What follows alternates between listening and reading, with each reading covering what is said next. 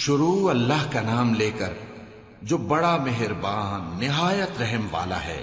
اے کملی میں لپٹنے والے، رات کو قیام کیا کرو مگر تھوڑی سی رات، یعنی نصف رات یا اس سے کچھ کم قیام کرو یا کچھ زیادہ، اور قرآن کو اچھی طرح ٹھہر ٹھہر کر پڑھا کرو۔ ہم ان قریب تم پر ایک بھاری فرمان نازل کریں گے۔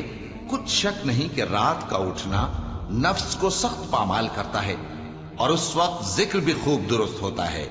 دن کے وقت تو تمہیں اور بہت سے شغل ہوتے ہیں، تو اپنے پروردگار کے نام کا ذکر کرو اور ہر طرف سے بے تعلق ہو کر اسی کی طرف متوجہ ہو جاؤ۔ وہی مشرق اور مغرب کا مالک ہے، اس کے سوا کوئی معبود نہیں، تو اسی کو اپنا کارساز بناؤ۔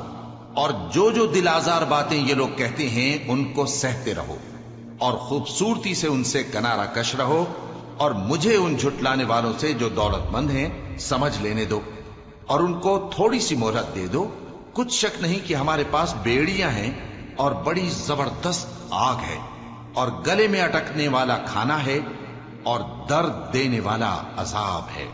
جس دن زمین اور پہاڑ کانپنے لگیں اور پہاڑ ایسے بھر بھرے ہو جائیں گے جیسے ریت کے ٹیلے، اے اہل مکہ، جس طرح ہم نے فرعون کے پاس موسیٰ کو پیغمبر بنا کر بھیجا تھا، اسی طرح تمہارے پاس بھی محمد صلی اللہ علیہ وآلہ وسلم ایک رسول بھیجے ہیں جو تمہارے مقابلے میں گواہ ہوں گے۔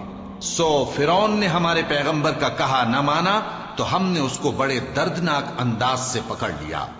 اگر تم بھی ان پیغمبر کو نہ مانو گے تو اس دن سے کس طرح بچو گے جو بچوں کو بوڑھا کر دے گا، جس سے آسمان پھٹ جائے گا۔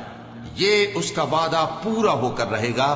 یہ قرآن تو نصیحت ہے، سو جو چاہے اپنے پروردگار تک پہنچنے کا راستہ اختیار کر لے۔